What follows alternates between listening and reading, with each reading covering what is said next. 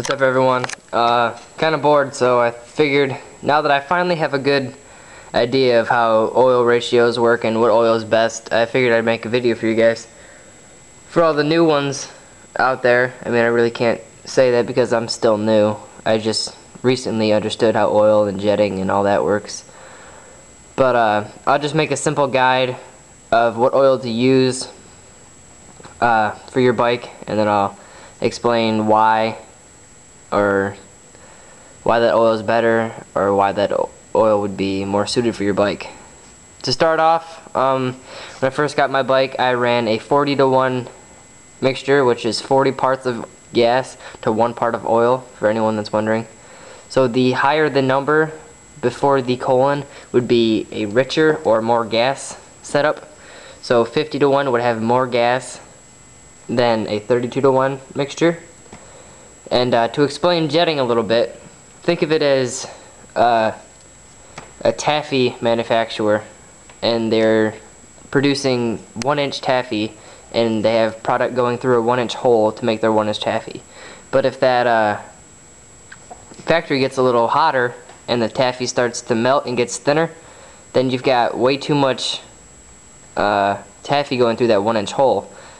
And that's the same thing with your bike. When you've got too much gas to oil, then you can't put that, then you get more gas going into your cylinder than it would be with a thicker ratio like 32-to-1. So then you've got spooge, which is that is spooge. It's oil coming out of your silencer.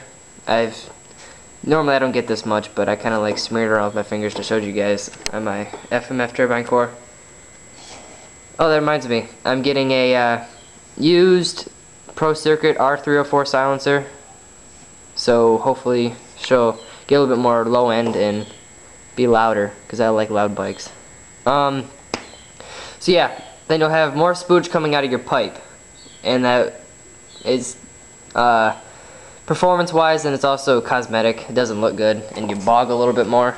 So you find out how you ride. For me, I'm usually on the pipe or revving it really high, so or in the power band a lot, so I need more oil to lube my cylinder good enough. And then most bikes, they come manufacturer, they recommend a 32-to-1 mixture. So if your bike is completely stock and the jetting hasn't been changed at all, then you're gonna want to go with 32-to-1. Now that covers ratios, we'll move on to the oil. I started out with Klotz 50-to-1, which is not this. This is R50. I started out with Klotz 50-to-1. I don't have the jug for that. But then that was alright, and I was mixing that at a 40-to-1 ratio, and I got way too much spooge, and I just felt like the bike was slower. So then I moved on to the AMSOIL Interceptor here. Oop, dropped it. It's formulated for power valve engines, and most new bikes like mine have a power valve, which is this little piece right there on the bike. That is your power valve, and it controls how fast the exhaust valve opens and whatnot. So if you have an oil like the AMSOIL Sabre, I was recommended to get from my local bike shop, is not good for a power valve engine.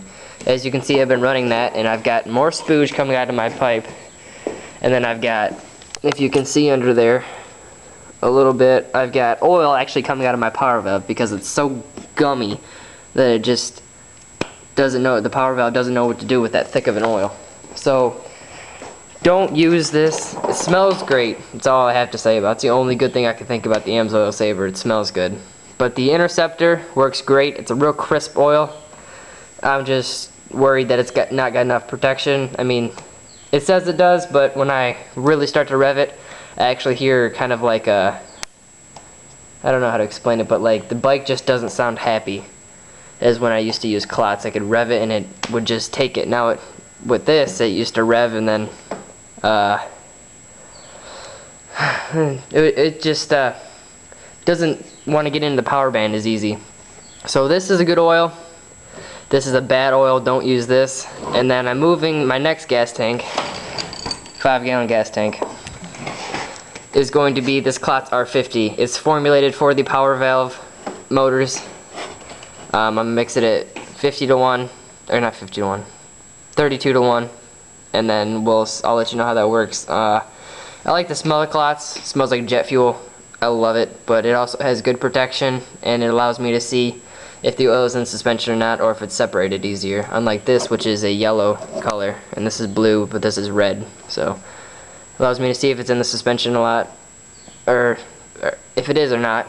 And then I normally don't get a lot of spooge from this, and it doesn't smoke a lot. And when I rev it, man, that thing takes off in the power band, and it just feels like the bike's got enough lubricant to rip her even harder. So that's pretty much my summary on oil. AMSOIL and clots is the only thing I would recommend to run in your bike. I've heard of people running Motol or Honda HP2 oil. I've tried Honda HP2 oil. In my honest opinion, I think it's a little bit too light. It's more like the AMSOIL Interceptor. It's a little too light for me. It doesn't feel like it's got enough protection. And if this Clots R50 doesn't work out, because man, this stuff is expensive, so it just might not work out, I'll move over to the AMSOIL Dominator, which is for racing motors. And before, that would just deter me. All its descriptions would be like high performance racing oil for your high performance modified engine. It doesn't mean you can't run it in a stock bike like mine. I mean, completely stock. But I guess you could. I've heard that you can run it fine. It's just you need to get up there in the power band like I do. So if you ride trails, you might want to stick with a lower Interceptor kind of grade of that. But the R50 over here, it says it's got the clean burn, improved throttle response, all that's recommended for the power valve engines. Got the same protection as a castor oil, which would be the castor bean oil, which is a very gummy substance, but very good for extremely modified. So Clots is what they've done is take that amount of film strength and put it in a non-castor formula for bikes like mine, so we can run it without having to gum up every single part of it. But yeah, that's pretty much it. Give you a run over my bike. I've got some stickers from my local bike shop. I got the Jag sticker, Edelbrock, Clots, Summit, and then I've got Fox suspension. I don't have it, I just have the sticker right there. I got a sticker there, and then Dunlop. I emailed Dunlop, and they were nice enough to email me out a sticker package so that I could put stickers on my bike. So I've got Dunlop stickers on the front, and then the Geomax, which is the tire that I told them I was going to buy. So yeah, it comes in this little brochure that they'll send you. I'll make another video on how to get free stickers if you want. But that pretty much sums what I've been doing up. I will make another sound video for the bike so that you guys can hear the difference between the turbine core and the used Pro Circuit pipe. Well, that's all for now, guys. Later.